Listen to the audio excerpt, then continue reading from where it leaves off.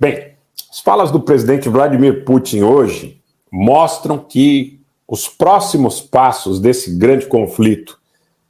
serão no Mar Negro.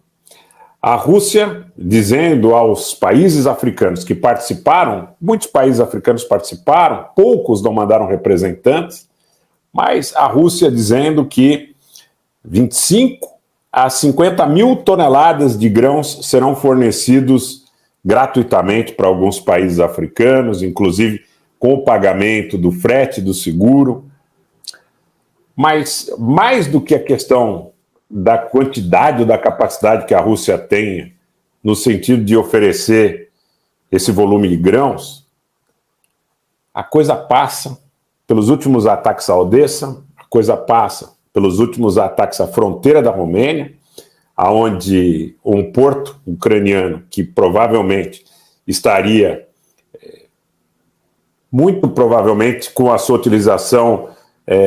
majorada nos próximos dias para que as exportações fossem feitas em direção ao Danúbio, foi pesadamente atacado, pesadamente destruído. Hoje, praticamente, a Rússia não deixou mais espaço para a navegação ucraniana no Mar Negro.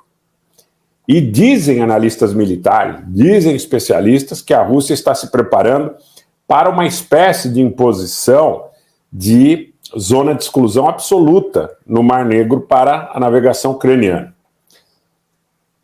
A gente já disse para vocês que as empresas de seguro têm se mostrado muito refratárias em relação à possibilidade de fornecer apólices para as navegações, para as embarcações ucranianas no Mar Negro, ou com destino a portos ucranianos no Mar Negro. Mas me parece que os russos visam também qualquer tipo de tentativa, até eventualmente clandestina, até efetivamente como demonstração por parte do governo ucraniano que tem a capacidade de fazê-lo. Os russos estão se preparando para fechar o Mar Negro completamente para os ucranianos, destruindo portos, falando em suprir a quantidade de grãos que a África precisa, até por intermédio de doações. E enquanto isso, e é importante que a gente frise esse aspecto também, os ucranianos estão dizendo que vão destruir as embarcações russas no Mar Negro, ainda que não tenham uma grande marinha, que não tenham embarcações, pelo menos conhecidas, em número suficiente para fazê-lo de forma convencional. Por que eu estou falando em guerra no Mar Negro, ou guerra pelo Mar Negro? Porque eu acho que nós estamos construindo toda uma dinâmica, toda uma lógica que pressupõe que os ucranianos vão tentar sim contra a frota russa no Mar Negro, que eles não vão aquecer facilmente, nem eles nem a OTAN vai concordar facilmente em ter a área do Mar Negro proscrita para navegação, proibida. Aquelas zonas de exclusão aérea que eram suscitadas no começo do conflito na Ucrânia como possibilidades, que foram utilizadas na Líbia, no Iraque, na Síria, por parte dos Estados Unidos ou da própria OTAN, e que nesse momento foram objeto de discussão, mas não foram implementadas na Ucrânia, em nenhuma região da Ucrânia. Agora são os russos que estão dando lance de uma zona de exclusão, negação de uso, para as embarcações ucranianas ou com destino a portos ucranianos. E todo esse esforço, envia um esforço de todo tipo para criar um ambiente onde não tenha dúvida que você vai para um conflito e que vai envolver a inteligência da OTAN, que muito provavelmente envolverá interesses da Romênia, da Bulgária, da Turquia, não especificamente interesses destes países no que tange a perceberem seus objetivos atingidos pelos russos inicialmente, mas os negócios que estavam fazendo com os ucranianos.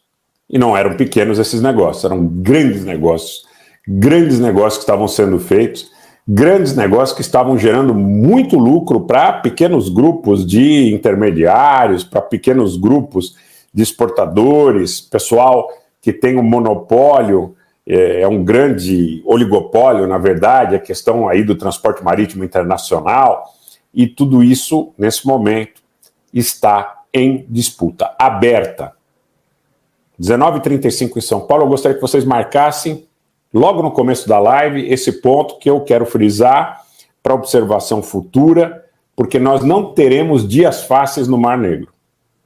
Eu imagino que, como a ponte da Crimeia foi objeto de 2 ataques no Estreito de Kerch, eu imagino que, como o Moskva, por exemplo, foi objeto de ataque no Mar Negro, no período inicial do conflito, as embarcações russas que buscarão vedar a navegação ucraniana também serão objeto de ataque. E digo para vocês, com a certeza de quem observa nas entrelinhas os comentários que estão sendo feitos na Europa. Muitos comentaristas, ou como dizem em Portugal, comentadores que estão nesse momento percebendo essa movimentação,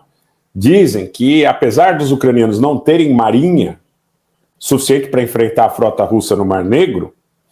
que eles usarão de todos os expedientes possíveis, inclusive, eventualmente, com a instalação de minas, com a utilização de drones subaquáticos, com a utilização, eventualmente, de mísseis de cruzeiro, mas eles não vão perder a oportunidade de tentar fustigar, não é, a frota russa no Mar Negro. A Ucrânia não aceitará, eu quero dizer o seguinte para vocês, não é? A Ucrânia e seus parceiros na OTAN não aceitarão de maneira submissa a imposição dessa zona de exclusão. E vem muita confusão por aí.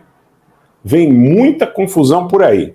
Porque, inclusive, lá em 2014, quando a gente teve a própria questão da Crimeia e da frota russa em Sevastopol, vocês percebem que os grandes analistas já falavam a respeito de um dos pontos fundamentais nessa disputa, muito antes de se falar, inclusive, na importância do Donbas, que era a questão do Mar Negro. A disputa pelo Mar Negro, que com proxies, com intermediários, de alguma forma repetia o que foi a Guerra da Crimeia no século XIX, na sua segunda metade. Então, nesse contexto, vocês podem esperar que as coisas ficarão muito complicadas no Mar Negro.